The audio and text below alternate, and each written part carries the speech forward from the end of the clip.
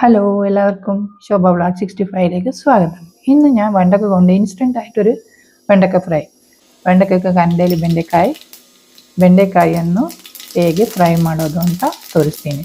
അതിനു വേണ്ടി ആദ്യം പാത്രത്തിൽ എണ്ണ ഒഴിച്ച് 4 ടീസ്പൂൺ എണ്ണ, 4 ടീസ്പൂൺ എണ്ണೆ.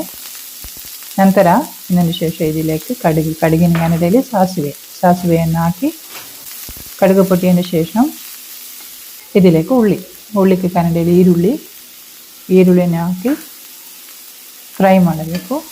ಉಳ್ಳಿ ಫ್ರೈ ചെയ്യണം. ഇതിൻ്റെ കൂടെ പച്ചമുളക് ആഡ് ചെയ്യുന്നുണ്ട്, കുറച്ച് കരിവേപ്പില.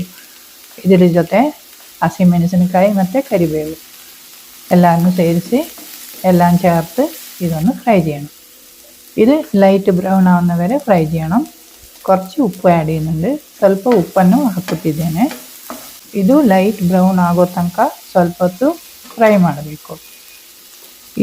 ഇത് നമുക്ക് പെട്ടെന്ന് ഉണ്ടാക്കാൻ പറ്റുന്നതാണ്, അധിക നേരം വേണ്ട. ನಂತರ ഇതിന് ശേഷം ഇതിലേക്ക് കഴുകി വൃത്തിയാക്കി മുറിച്ച് വെച്ചിരിക്കുന്ന വെണ്ടക്ക, ಇದಕ್ಕೆ ನಾವು ತೊಳೆದು ಕಟ್ ಮಾಡಿ ಇಟ್ಟಿರುವ ಬೆಂಡೆಕಾಯಿ ಮತ್ತು ಕഴുകി കട്ട് ചെയ്തിട്ട് കട്ട് ಮಾಡಿ ഇട്ടിರುವ ಬೆಂಡೆಕಾಯಿ ഇതിലേക്ക് ചേർക്കണം. വെണ്ടക്ക ഇതിലേക്ക് ചേർക്കണം. 1 ടീസ്പൂൺ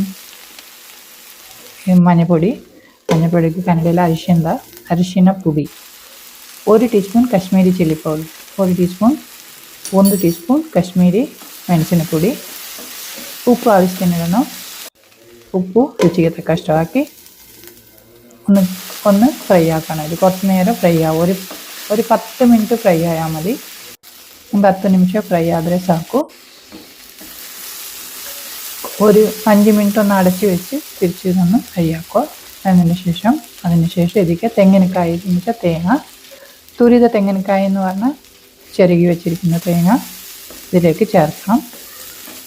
കഴിഞ്ഞു. വെണ്ടക്ക തോരൻ ഇല്ലേ, വെണ്ടക്ക ഫ്രൈ എന്തും പറയാം, കഴിഞ്ഞു.